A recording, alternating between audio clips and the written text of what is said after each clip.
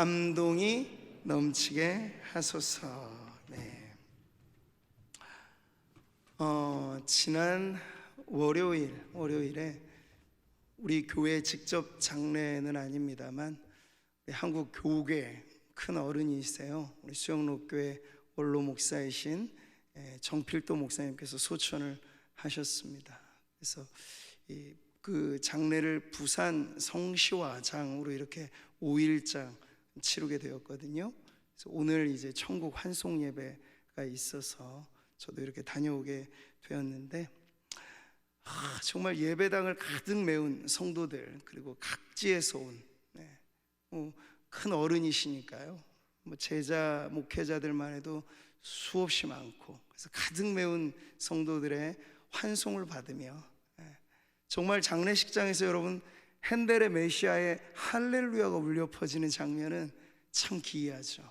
근데 그 영광의 찬송이 막 울려 퍼지면서 헤어짐의 슬픔은 말할 수 없지만, 그러나 이 땅에서 그 귀한 사역 다 마치고 달려갈 길 마친 천성에 이른 하나님의 종을 환송하는 그 자리가 슬픔만이 아니라 은혜와 영광 그리고 감격의 도가니가 된 것, 이것이 참 저는 이번 한 주간 보내면서 하나님 앞에 감사하는 그런 시간이었습니다. 진정한 인생이 그 마지막 자리, 우린 그것을 유종의 미라고 말하는데 이게 쉽지 않잖아요. 근데 정말 유종의 미를 거둔다는 건 이런 것이구나.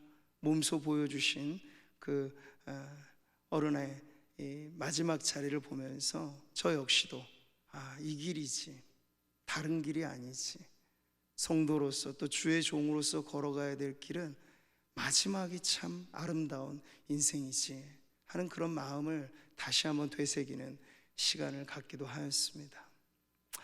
성경의 역사도 보니까요, 엘리야의 시대가 저물어 갈 때, 그 말인즉 엘리야를 하나님께서 부르실 때 회리바람 타고 올라갔잖아요. 근데 엘리야에게 있어서는 그건 정말 개선장군의 그러한 입성이었겠지만, 그 엘리야를 떠나보내는 그 시대 사람들은 얼마나 막막했을까요? 엘리야의 직계 제자이고 후계자였던 엘리사, 그래서 떠나가는 그 스승을 보면서 가슴을 치며 이렇게 말했어요. 내 아버지요, 내 아버지요, 이스라엘의 병거와 마병이요. 이 슬픔도 담겨 있고, 그리고 이제 자신에게 맡겨진 그 묵직한 책임감이 담겨져 있는 이 고백. 그래서 엘리사는 그 스승의 뜻을 받들어 자신 역시도 선지자로서의 귀한 사명을 힘써 감당을 했죠. 그러자 세월이 지나고 엘리사도 그 세상을 떠나야 될 시점이 오게 돼요. 근데 참 기막힌 건요, 엘리사가 떠날 때는 그 이스라엘의 왕 요아스가 엘리사의 마지막 임종 즈음에 그에게 찾아오거든요. 근데 엘리사가 똑같이 들은 말이 있어요. 요아스가 엘리사에게 이런 말을 해요. 내 아버지요, 내 아버지요, 이스라엘의 병거와 마병이요. 똑같죠. 그 스승과 제자가. 이것이 바로 여러분 우리가 늘 힘써야 될 신앙의 세대 전승이고 리더십의 아름다운 계승이란 바로 이런 것입니다. 자리만 물려주는 게 아니고 영권이, 영성이 물려지는 거죠. 다음 세대에게. 오늘도 그래서 우리가 기도의 호흡 마르지 않게 줄기차게 주님 앞에 기도해야 될 까닭은, 우리 세대에 우리도 이스라엘의 병거와 마병처럼 주의 백성을 위해서 힘껏 살아가다가 우리에게 주신 소임 다 마치고 주님 나라 갈 때 이것이 다음 세대에게, 가정에 있는 자녀들에게 물려지는 그런 역사를 우리가 소망하면서 우리의 기도의 호흡이 중단됨 없이 이어져야 될 줄 믿습니다. 이따금 이렇게 교계에 큰 별이 질 때 참 마음에 막 먹먹한 아쉬움과 안타까움이 있지만, 하나님 나라의 역사는 여러분, 그러나 걱정할 이유는 없어요. 중단되지 않아요. 어디선가 샛별을 하나님은 띄우십니다. 큰 별이 진다고 아쉬워할 것 없이 샛별을 띄우셔서 다시금 하나님의 역사가 하나님의 사람을 통하여 이루어지게 하실 것이기 때문에 우리는 계속 주님의 그 일하심이 내 때에는, 나의 당대에는 나를 통하여 일하소서 하는 그런 거룩한 소원함을 가지고 여러분 기도하시기를 바랍니다. 고 정필도 목사님 평생에 교회를 개척하고 47년간 목회를 해오시면서 붙잡았던 그 목회의 좌우명, 예배당의 빈자리마다 눈물이 흘러야, 눈물이 채워져야 그 자리도 채워진다. 네. 코로나 시대를 살아가면서 우리에게 정말 필요한 이 기도의 눈물이, 그리고 기도의 무릎이 우리에게 다시 한번 새로워지는 오늘 이 밤 되었으면 좋겠습니다. 자, 우리는 지난 시간에 생기로 살게 하소서라는 말씀을 보았죠. 무엇으로 살아야 된다고요? 생기로. 그 생기가 뭡니까? 바로 하나님의 성령의 역사이죠. 아담이 흙으로 지어진 흙덩어리였을 때 하나님께서 그 코에 생기를 불어넣어 주시니까 모든 피조물보다 뛰어난 존재가 됐잖아요. 영적으로 살아있는 존재가 됐어요. 그게 생영이 되었다 하는 말이죠. 그 저절로 된 게 아니고 생기가 불어오니까. 에스겔 골짜기 마른 뼈들이 가망 없잖아요. 가망 없잖아요. 그런데 생기야 사방에서부터 불어와서 이 죽어진 자들에게 임하라 하는 주님의 말씀을 따라서 선지자가 대언을 하니까 어디선가 사방에서 생기가 불어와요. 그랬더니 말이죠, 죽은 지 오래된 이 뼈더미가 살아있는 군대로 변하는 역사가 일어나는 겁니다. 할렐루야. 여러분, 우리에게는 소망이 없을 적이 많아요. 주변을 아무리 둘러봐도 건더기지가 없어요. 이런 말 할 때가 있죠. 뭐 지푸라기라도 잡고 싶은데 지푸라기라도 안 잡혀요. 그러나 그럴 때 여러분 낭망하지 마시고, 그때가 곧 생기가 필요한 때입니다. 완전히 바짝 메말라서 내 삶이 마른 뼈더미같이 가망 없어 보일 때, 여러분 그때가 기회예요. 하나님의 생기의 역사를 경험하는 기회가 되시기를 바랍니다. 자, 이 모든 것이 바로 하나님의 숨결인데요, 그 숨결로 표현되어진 성령의 역사, 살리는 역사인데, 오늘 우리는 또 하나의 숨결을 보게 됩니다. 오늘 우리가 읽은 이 말씀에 나오는 의미가 그래요. 같이 한번 더 읽어보시죠. 모든 성경은 하나님의 감동으로 된 것으로 교훈과 책망과 바르게 함과 의로 교육하기에 유익하니. 지금 사도 바울은 디모데에게 특별 계시인 성경이 어떤 책인지를 지금 가르쳐주고 있어요. 자, 그럴 때 여기에 아주 중요한 단어, 하나님의 감동이라고 하는 이 어구가 있어요. 근데 이 하나님의 감동이라고 하는 어구, 이걸 영감이라고도 표현을 합니다. 근데 이게 무슨 뜻일까요? 여기 디모데 후서 3장 16절에 하나님의 감동으로 된 것이라고 하는 이 어구가 사실상 그리스어로는 한 단어에 담겨져 있어요. 데오프뉴스토스라고 하는 아주 독특한 단어인데, 이걸 직역하면 하나님께서 숨을 불어넣으신 그런 뜻이에요. 그러니까 여러분, 영감이라고 하는 건, 감동이라고 하는 건 그냥 일반 예술가들이 말하는 영감, 그런 쪼가리를 얘기하는 게 아니고, 성경을 거룩한 책이 되게 하도록 불어넣어 주신 그 영감이 다름 아닌 하나님의 숨결이라고 지금 표현하고 있는 거죠. 그래서 성경은 여러분 그냥 일반 책이 아니에요. 성경은 생명의 말씀이고, 성경은 시대가 변화도 변하지 않는 진리의 말씀입니다. 오류가 없어요. 완전해요. 그 한 단어가 다 짝을 맞춰요. 창세기서부터 계시록까지 어느 것 하나 어긋남이 없어요. 어떻게 이런 오묘한 질서가 만들어질까요? 40명이 넘고 1600년의 간격, 성경이 쓰여진 시기로만 말해도 수많은 언어들, 수많은 문화들, 세월이 지나왔는데도 어떻게 이렇게 창세기서부터 계시록이 마치 한 권의 책인 양 우리들에게 전달이 되었을까요? 바로 성령의 영감, 곧 하나님의 숨결이 이 성경 저자들에게 불어넣어졌기 때문이라고 그 출처를 가르쳐주고 있죠. 하나님의 숨이 불어넣어진 작품, 이게 바로 성경입니다. 그렇기 때문에 우리는 이 성경 말씀을 예사롭게 대하는 것이 아니고 이 안에서 생명을 얻고자, 이 안에서 보물을 찾고자, 이 안에서 우리의 인생의 비전을 발견하고자 모든 것에 앞서서 하나님의 말씀에 등을 켜고, 아니 이 말씀이 우리에게 등불 되길 바라여서 이 말씀에 귀를 기울여야 하는 것입니다. 사랑하는 성도 여러분, 우리는 모든 예배 가운데 말씀을 듣잖아요. 근데 이 말씀을 들을 때 은혜 받고 싶은 게 성도들 마음 아닙니까? 네. 나 말씀을 들어도 나 은혜와는 상관없어요, 은혜 주시든 말든 관계없어요, 이런 성도는 없을 거예요. 말씀 들을 때 은혜 받고 싶으시죠? 근데 어떻게 하면 이런 은혜를 받을 수 있을까요?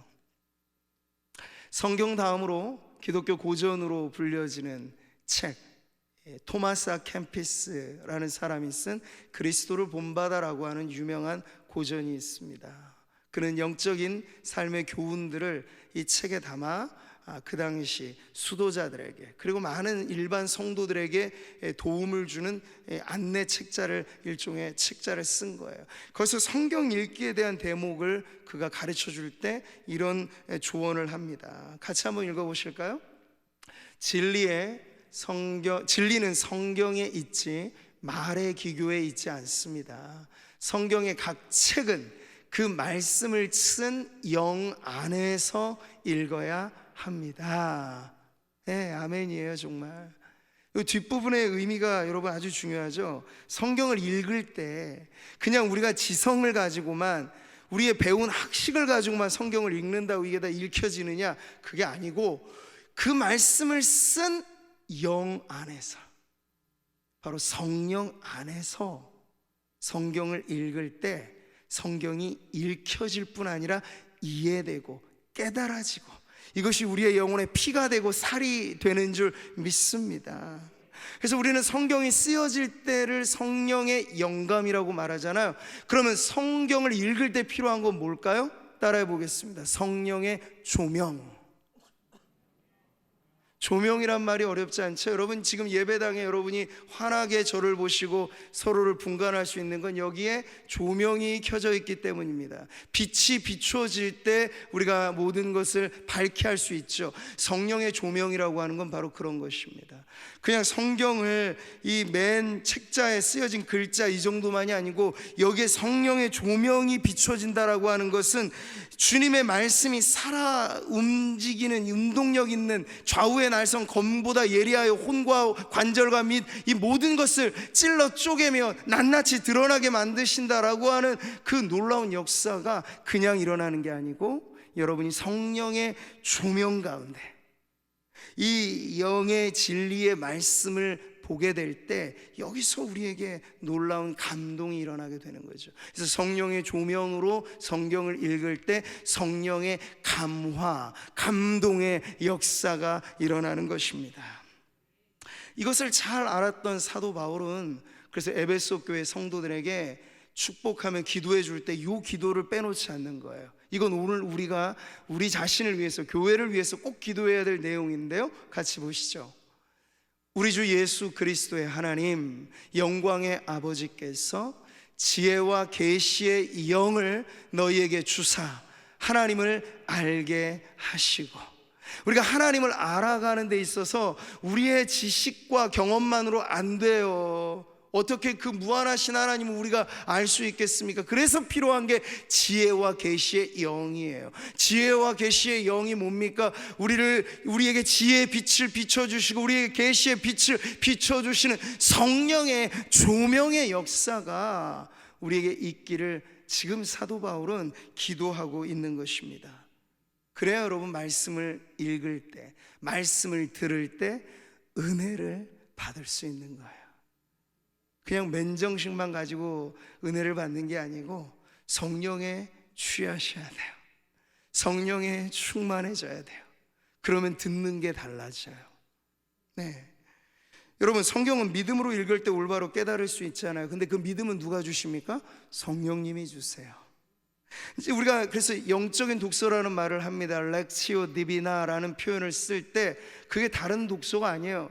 일반 책은 그냥 졸지 않고 활자만 잘 읽어도 대략 문해력이 있으면 이해가 되죠. 근데 성경은 그 정도만 가지고 뭐 단락 나누기 하고 여기에 이 가운데 뭐 동그라미 치면서 그 단어 찾기 이런 정도로 해서 성경의 진리를 다 아는 게 아니고, 성경을 읽을 때 말이에요, 하나님께서 성령의 조명으로 빛을 비추어 주셔야 이게 읽혀지는 거예요. 그걸 영적인 독서라고 합니다. 영적인 독서가 뭐라고요? 성령 안에서 읽고 성령과 함께 읽는 것이에요. 성경의 말씀을, 그리고 우리의 영혼에 유익한 경건의 서적들을 그렇게 읽을 때 여러분, 한 권의 책이 한 인생을 바꿔놓습니다. 정말 그래요. 우리가 교회의 역사, 아마 여러분의 경험으로도 그러실 텐데, 정말 하나님의 기름 부으심이 있는 책들은 여전히 시대를 지나와도 살아있어요. 살아있는 메시지가 있어요. 그것이 성령의 조명 가운데 읽혀지게 되면요, 또 다른 사람을 살려내요. 또 다른 사람. 그리스도로 본바다 같은 이런 이 고귀한 책들이 루터나 칼빈이나 이런 개혁자들에게 읽혀지니까 그것이 살아있는 진리로 한 인생의 경건을 새롭게 일구어내게 됐던 것이죠. 영적 전쟁이 빗발치는, 총탄이 빗발치는 이 전쟁터에 나갈 때 우리 손에 들려진 무기는 단 하나예요. 그게 뭡니까? 성령의 검이잖아요. 근데 이 성령의 검이 그냥 애들이 가지고 노는 장난감 검이 아닌 거예요. 성경의 말씀에 성령의 검, 곧 하나님의 말씀을 가지라 했잖아. 영적 군사에게 유일한 공격 무기, 이게 바로 성령의 검, 하나님의 말씀인데, 이 누가 이것을 휘둘러서 골리앗의 목을 뱉던 다윗의 손에 들려진 칼처럼 그렇게 쓰여지겠냔 말이죠. 성령의 조명으로 하나님의 말씀을 읽고 그 말씀이 진정 살아 운동력 있게 내 혼과 관절과 내 몸의 모든 것들, 내 육신과 정신과 내 영혼의 모든 것을 개조시키듯 바꾸어 놓으실 때, 거기서 우리가 성령의 검의 그 능력을 경험하게 되는 것이에요. 여러분, 말씀을 통해 은혜 받기를 바라십니까? 그럼 기도하셔야 돼요. 어떤 기도를 해야 되겠습니까? 물론 말씀을 전하는 저와 같은 종들을 위해서도 늘 기도하셔야 되죠. 말씀을 전하는 이 종의 입술에 성령의 기름 부으심이 있게 하소서. 근데 그래서만은 안 돼요. 이것은 여러분, 이 말씀의 시간은 어떤 의미에서 거룩한 커뮤니케이션이에요. 저는 말하지만 여러분 듣잖아요. 그러니까 성령을 우리가 따라서 설교를 통해 은혜 받는 비결은 하나님 말씀을 듣는 성도들의 귀가 열려지게 해 주시옵소서. 성령에 사로잡힌 귀를 갖게 해 주시옵소서. 그럼 아주 단순하고 그저 어제 듣던 그 말씀, 또 그 말씀, 또 그 말씀인데 그게 물리지 않고 평생에 듣던 말씀, 평생에 듣던 말씀, 주 예수 크신 사랑이 오늘도 우리의 인생을 뒤집어 놓는 거예요. 여러분, 획기적인 뉴스거리가 아니라 우리는 오래전부터 들어왔던 굿뉴스, 그 복음이 성령의 역사를 따라 선포되고 성령의 감동을 따라 들려질 때, 여러분, 그 동일한 복음이 오늘 우리의 삶을 완전히 새롭게 만들어낼 줄 믿습니다. 바로 이거예요. 강단이 그냥 다른 어떤 기교에 의해서가 아니라, 저는 하나님의 큰 종들이 저물어가는 이러한 시대의 영적인 위기의식도 느끼는데요, 그냥 잘 교육만 받고 신학교육 잘 받고 임상 실습 받아서 어떻게 교육 받아서 어떻게 해서 이 자리에 온 사람들, 그것으로는 안 되거든요. 무언가 겉에 서 있는 그 사람의 모습 이면에 보이지 않는 나이테가 있어야 되고, 보이지 않는 긴긴 밤에 부르짖음도 쌓여야 되고, 하나님과 그 사람 사이에만 있는 어떤 something이 있어야 되고, 근데 그런 것 없이 너무나 밋밋하게만 반듯하게만 서 있는 그 시대가 오게 되면 영적인 암흑기죠. 여호수아 시대가 저물었을 때 생생하게 하나님의 살아계심을 목격했던 세대가 저물어 가고 그냥 귀로만 듣고 성령의 감동 없이 그냥 구전으로만 들어왔던 세대가 오니 사사시대가 펼쳐졌잖아요. 우리 그러한 두렵고 떨리는 마음을 가지고 기도해야 돼요. 무엇을요? 성령의 숨결과 같은 성령의 감동의 역사가 여전히 전하는 자에게도, 듣는 자들에게도, 교회라고 하는 공동체 안에, 교회는 무엇입니까? 말씀의 공동체예요. 교회에서 말씀을 빼면 시체예요.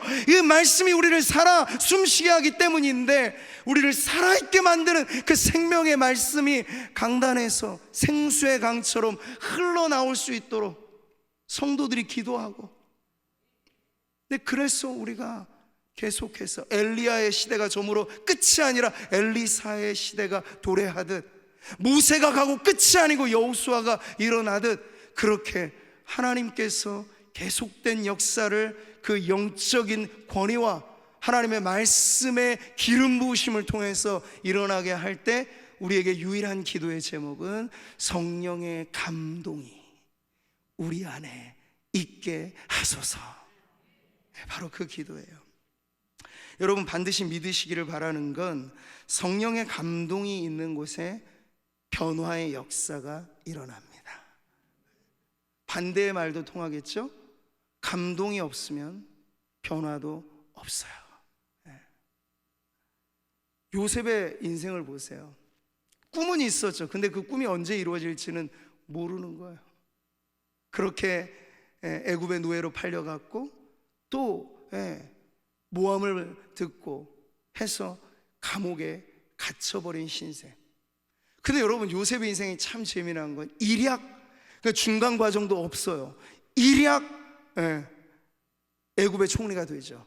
근데 그게 우리 보기에는 야, 그거 그냥 운 좋아서 횡재해서 그런 식으로 이해하게 할 수도 있겠지만, 세상은, 그런데 반드시 그 뒤에는 가려진 이야기가, 숨은 비밀이 있어요. 그게 뭡니까?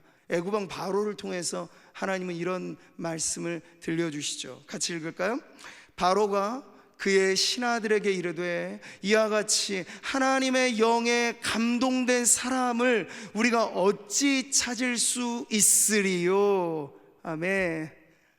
하나님을 잘 몰랐던 이방 왕이잖아요, 바로는. 근데 그 이방 왕 바로의 눈에 보기에도 요셉이 달라 보였던 건 그냥 인간적인 지능이나 뭐 남다른 어떤 능력치, 그게 아니고 있었던 거예요. 뭐가요? 요셉 안에는 하나님의 영, 성령의 감동이 그 안에 있었던 거예요.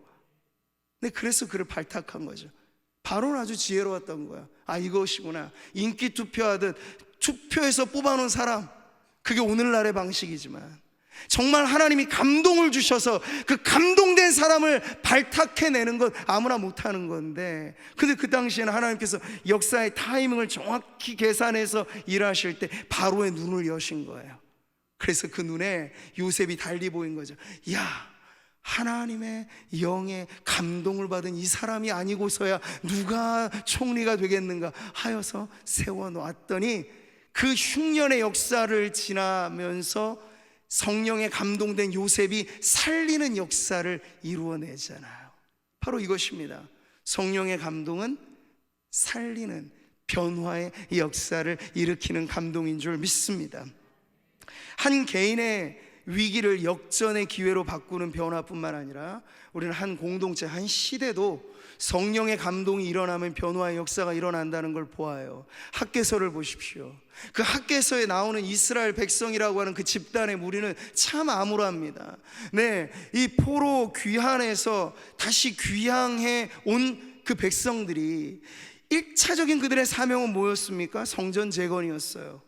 근데 목구멍이 포도청이라 먹고 살 길 막막하고 자기 집 한 칸 제대로 재건하지 못한 마당에 여호와의 성전이 다 무슨 말인가 하여서 그들이 오랜 세월 성전 재건의 사명을 뒷전에 두고 자기들의 판벽한 집만 세우기에 급급했던 그 암울한 시대, 말하자면 성전 재건의 사명이 완전히 중단되었던 그 시대에 하나님께서 어떻게 그 암울한 역사, 그 암담한 공동체를 바꾸시느냐는 역시 감동의 물결이 일어나니 일어나게 되는 변화였습니다. 우리 두 구절, 좀 긴 구절인데요, 같이 한번 찬찬히 읽어보도록 하겠습니다.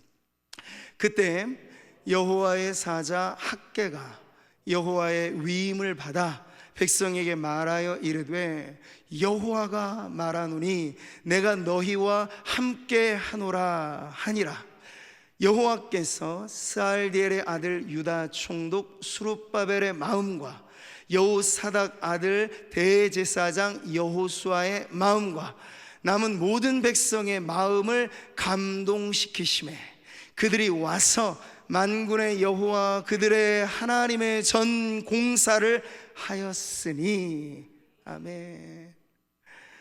감동의 물결이 일어나니까요, 수년간 닫혀졌던 여러분 보세요. 공사 현장이 사실 얼마나 무질서합니까? 얼마나 허름합니까?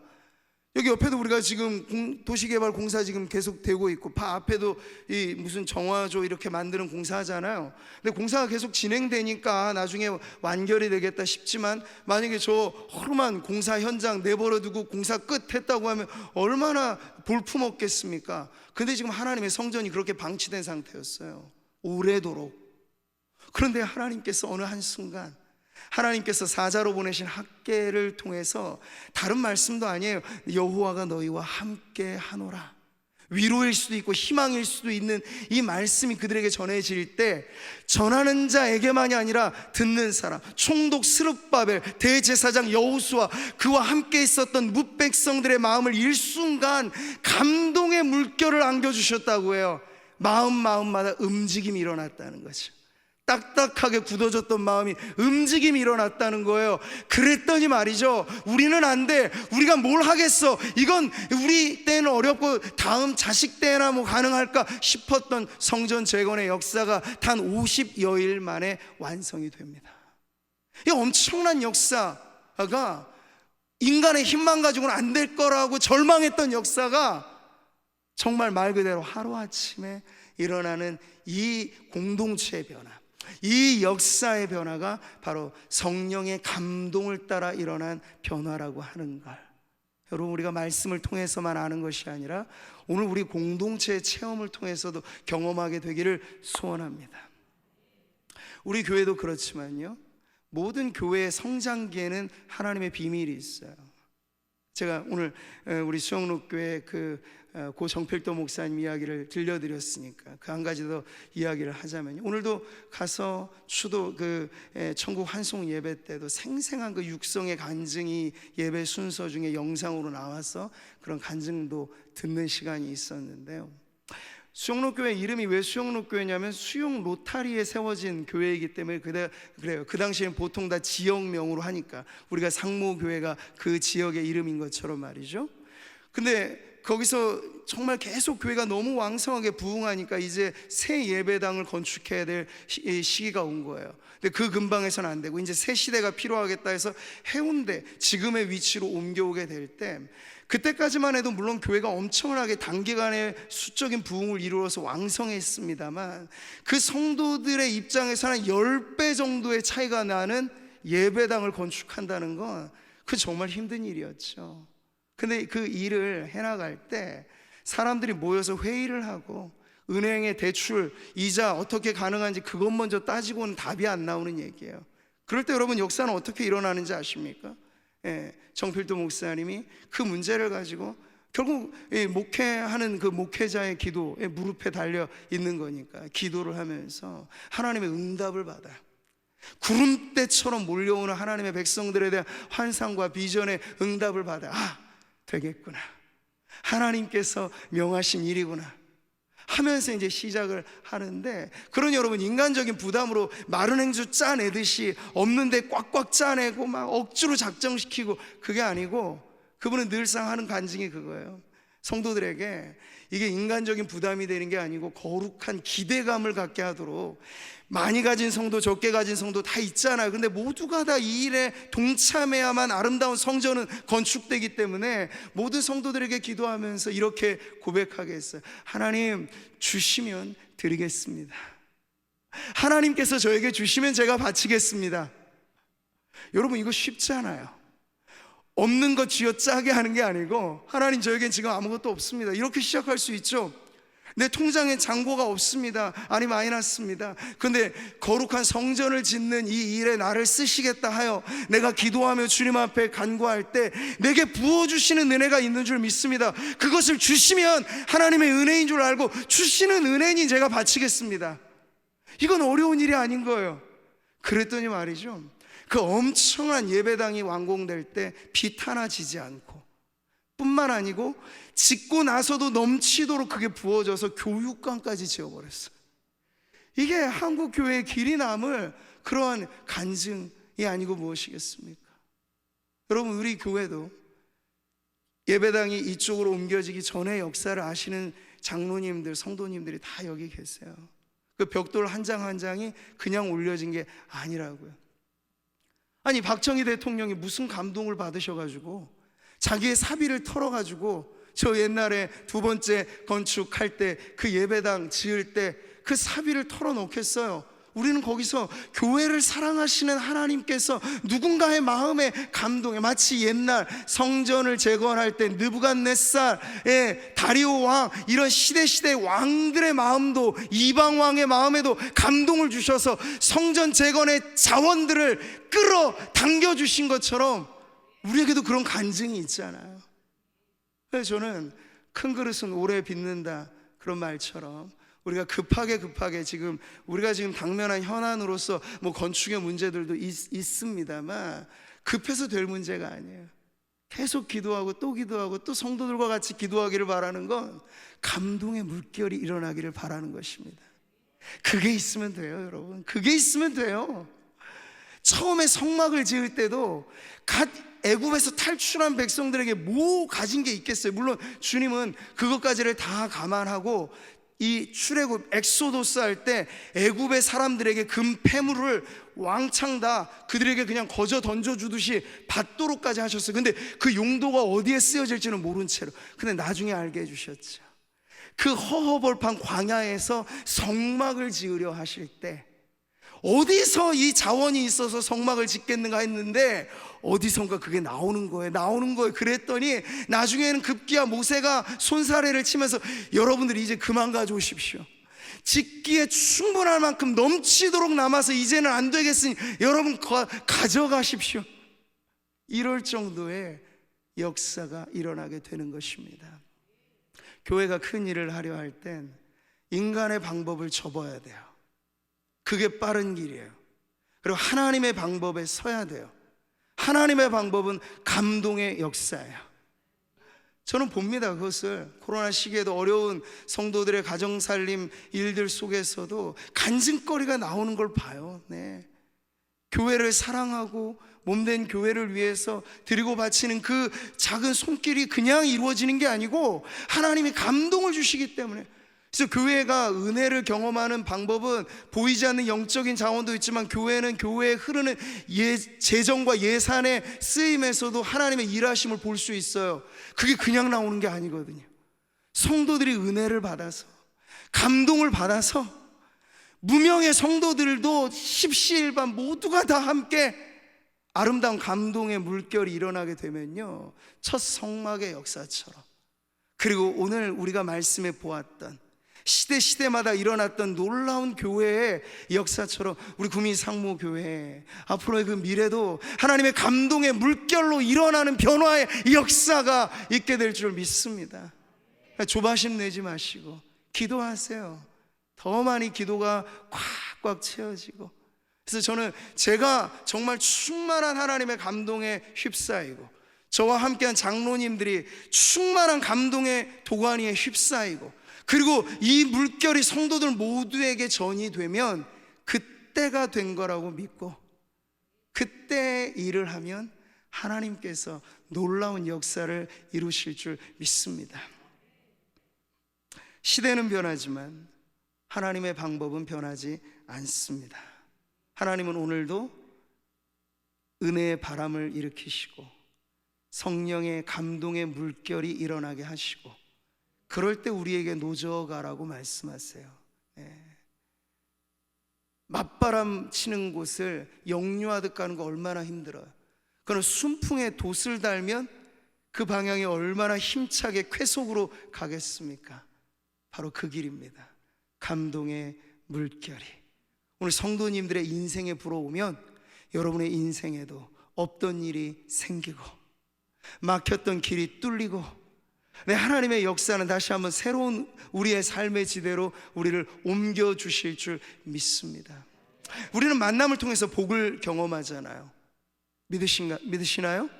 근데 아무나의 만남을 통해서 복을 받는 게 아니에요. 제가 마지막으로 이 감동의 역사를 한 가지만 더 들려드리고 마치겠는데, 누가복음 2장에 보면 이 극적인 만남의 자리가 나와요. 바로 거기에 예수님 탄생 이후에 8일째 되어 할례 받는 날에 이르는 사건을 누가가 기록할 때, 거기 그 당시 전까지만 해도 감춰졌던 인물이 드러나죠. 바로 아주 노인 중에 노인이셨던 시므온이라고 하는 노인이 등장해요. 근데 이 시므온의 남은 사명은 하나였어요. 이것이죠. 그가 주의 그리스도를 보기 전에는 죽지 아니하리라 하는 성령의 지시를 받았더니, 시므온의 남은 사명은요, 예수님이 태어나셨다라고 하는 것을 증거하는 사명을 그가 받은 거예요. 그때까지는 죽지 않으리라 주님이 말씀하셨어요. 근데 바로 그때가 온 거죠. 근데 그때가 왔음을 시몬이 어떻게 알았을까요? 예수님이 성전에 올라와 할례를 받는 그 타이밍을 이 노인이 어떻게 알았을까요? 답이 있어요. 그 다음 구절에 성령의 감동으로 성전에 들어가매 마침 부모가 율법의 관례대로 행하고자 하여 그 아기 예수를 데리고 오는지라. 때마침 예수님을 데리고 온 그때 평상시와 다르게 성령께서 시므온의 마음에 뭐를 줬다고요? 감동을 주셨어요. 감동을 주셨어요. 여기 청년들이 있잖아요. 맞선 보러 가고 평생의 믿음의 배우자 만날 때 감동 없는 사람 만나면 안 돼요.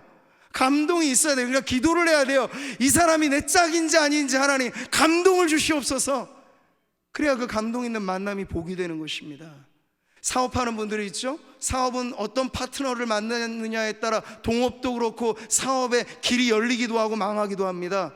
그럴 때 우리가 일상을 감동으로 살아낸다는 건, 여기 보면 우리 성도님들 중에 보험 설계를 하는 분들도 있고 여러 가지 직종에 따라 만남으로 일을 해나시는 분들이 있잖아요. 그럼 기도하세요. 하루의 일과를 시작할 때 하나님 저에게 감동을 주세요. 감동 있는 만남을 갖게 해주세요. 그냥 내 상품을 파는 고객과의 만남 정도가 아니고 이 만남 속에 하나님의 역사를 경험할 수 있는 감동이 있게 해 주시옵소서. 바로 그거죠, 여러분. 전도의 현장에 나갈 때 그냥 맹숭맹숭해서 나가면 열매가 맺혀지겠습니까? 기도를 하셔야 되죠. 하나님, 감동이 있는 만남을 허락해 주옵소서. 하나님께서 감동을 주시면 저기 에티오피아에서 멀리 왔다 가는 그 내시에게 빌립을 끌어다가도 만나게 해주시잖아요. 감동의 만남이란 바로 이런 것입니다. 우리 모든 인생을 좌지우지하는 이 만남이 축복의 만남이 되기 위하여 우리는 성령의 감동이 필요합니다. 시몬이 아기 예수를 만났듯 하나님 우리의 인생을 변화시키는 그 만남이 성령의 감동을 통하여 일어나게 하옵소서. 오늘 이 말씀을 통해서 우리는 생기와 같이 불어오시는 성령 뿐만 아니라 그 성령의 감동이 주의 말씀 읽고 그 말씀대로 살아가는 성도들에게 그리고 교회 가운데 필요함을 깨닫습니다. 그래서 오늘 우리의 기도는 바로 이것이에요. 감동이 넘치게 하옵소서. 따라해 보시죠. 감동이 넘치게 하소서. 감동 있는 삶을 사십시오. 근데 이런저런 감동 아니고 그냥 드라마 보고 눈물 흘리는 그런 감동 아니고 성령의 감동이 있으시기를 바라요. 말씀을 들을 때, 여러분이 사명받아 살아갈 때, 교회 섬기는 일을 할 때 감동이 일어나서 하시면 후회는 없습니다. 감사만 있을 뿐이에요. 그렇게 감동으로 이어지는 우리의 삶 주님이 이끄실 줄 믿고 주님 앞에 이 밤에도 힘차게 기도하는 저와 우리 모든 성도님들 되시기를 축복합니다.